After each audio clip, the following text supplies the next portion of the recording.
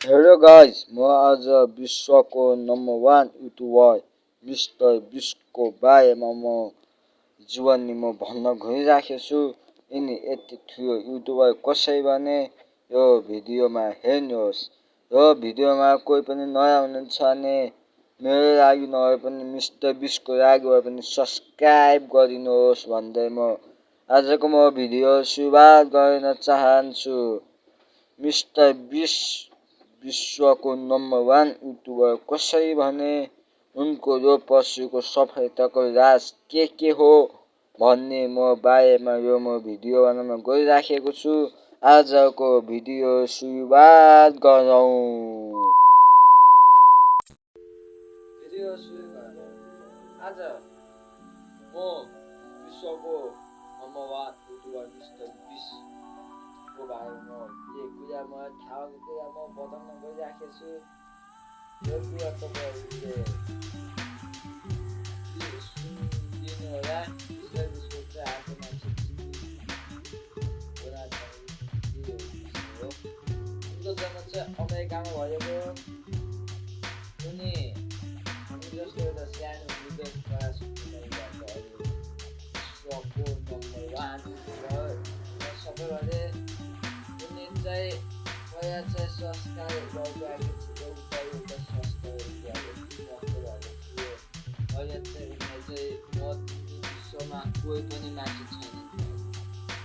सानोदेखि ठुलोसम्मको यो सबैले यो विश्वमा, किनभने उसँग ट्यालेन्ट छ, उसँग बुद्धि छ, उसँग यो छ भने सबै चिज छ। मिस्टर बिस्टको सब्सक्राइब गर्नु हो। उसको साथीको च्यानल छ, च्यानलमा सबैमा सब्सक्राइब गर्नु है त। तपाईँहरूले मन पर्ने छ भने कमेन्ट गरिदिनुहोस्। मिस्टर बिस्टको एउटा मदर फादरको च्यानलमा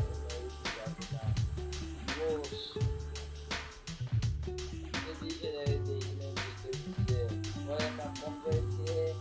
पढाइमा खासै उनीहरू चाहिँ त्यतिखेर त 2012-2013 अमेरिकातिर यति चर्चा भएको थियो।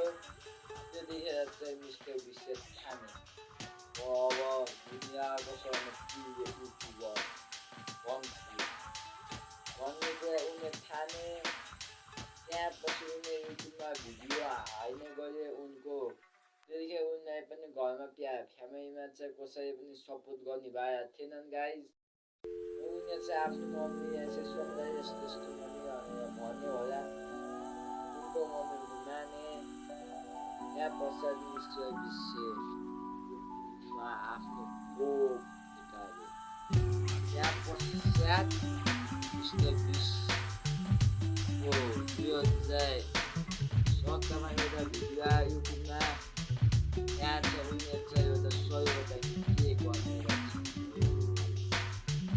त्यहाँपछि उयो चाहिँ बिस्तारै मिस्टर बिस्टले आफ्नो क्याम्प पनि आफ्नो एउटा पकेट पनि छ मिस्टर बिस्टको नाममा। उनीहरू सबै भन्छ। उनको टिम पनि छन्। उनको अब 15-16जना गर्ने मान्छे छन्।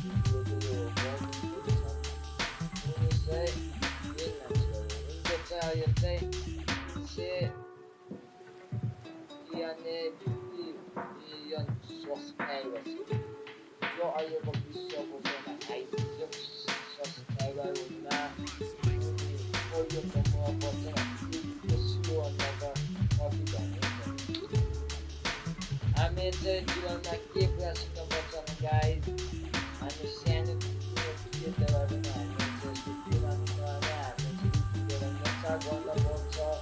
म कामयाब भएर मात्रै खोज्छु अनि आफूले एउटा सङ्कल्प लिनुपर्छ। सङ्कल्प लिन सक्यो भने हामी युट्युबर भन्न सकिन्छ गाइज। म आजको म भिडियोमा के भन्न चाहन्छु, हामी चाहिँ कोही पनि हामी सानो मन गर्नुहुन्न। हामी ठुलो आफूभन्दा ठुलो मन मान्छेहरू इन्टरभ्यूमा आफूले गाइडको अन्यमा चाहिँ यो पर्सिन म यो BMW समस्या युट्युबर हुन्छु भनेर चाहिँ नम्बर 1 युट्युबर हुन्छु भने आफू सोच्नुपर्छ, आफू सङ्घर्ष गर्नुपर्छ। एक दिन न एक दिन यो सङ्घर्ष आफ्नो जसरी नै पुरा हुन्छ। म यो भिडियोमा भनेको छु 20 गर्ने यसको एउटा उदाहरण हो। हामी मिस्टर बिस्टको कठिनाइहरू हामी देखेकै होला। उनको पनि धेरै कुरा छ, धेरै कुरा छ, धेरै कुरा